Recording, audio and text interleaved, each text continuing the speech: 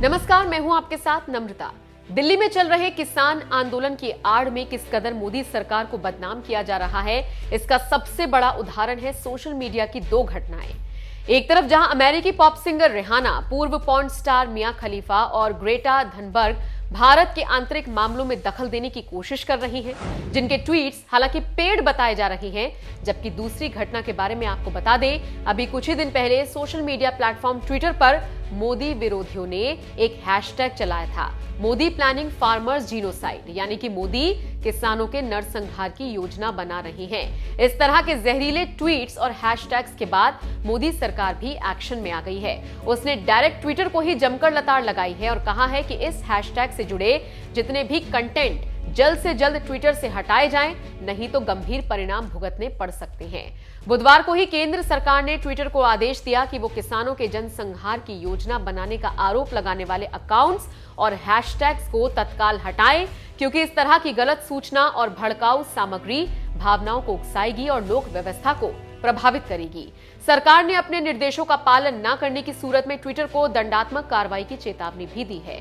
सरकार की ओर से मिले नोटिस के एक दिन बाद तक कोई कार्रवाई नहीं की गई। बाद में ट्विटर ने ऐसे कई ट्वीट्स को अपने प्लेटफॉर्म से हटाया भी। ट्विटर ने कुछ प्रोफाइल को ब्लॉक भी किया, लेकिन कुछ समय बाद इनमें से कई प्रोफाइलों को अनब्लॉक कर दिया गया। ट्विटर के इस रवैये को लेकर सरकार ने उसके खिलाफ कार्रवाई को लेकर नोटिस जारी किया है और कहा है कि नरसंहार की बात बोलना अभिव्यक्ति की आजादी नहीं, बल्कि कानून व्यवस्था और सामाजिक ताने बाने के लिए गंभीर खतरा है। ट्विटर सिर्फ एक मध्यस्थ है और सरकारी आदेश मानना उसके लिए बाध्यकारी है।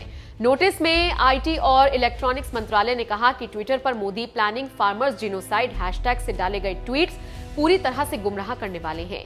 ये ट्वीट भारत में नफरत और समाज में अलगाव फैलाने की नीयत से किए गए हैं। सरकार से फटकार मिलने के बाद ट्विटर ने दलील दी कि कोई भी प्रतिबंध सिर्फ व्यक्ति विशेष पर लगाया जा सकता है, पूरे हैंडल पर नहीं। ट्विटर की ये दलील भी हालांकि सरकार ने खारिज कर दी और सुप्रीम कोर्ट के कुछ मामलों का हवाला दिया और सरकार ने उसे समझाया कि कई बार ये तय करना मुश्किल होता है कि कौन सा खास व्यक्ति माहौल बिगाड़ सकता है और कौन नहीं। ऐसी स्थिति में समग्र रूप से फैसला लेना होता है। सरकार की ओर से नोटिस मिलने के बावजूद अगर ट्विटर इसे हल्के में लेता है और कोई कार्रवाई नहीं करता है तो उसे सख्त कार्रवाई का सामना करना पड़ सकता है। इस मामले में जुर्माना और 7 साल तक जेल की सजा भी हो सकती है।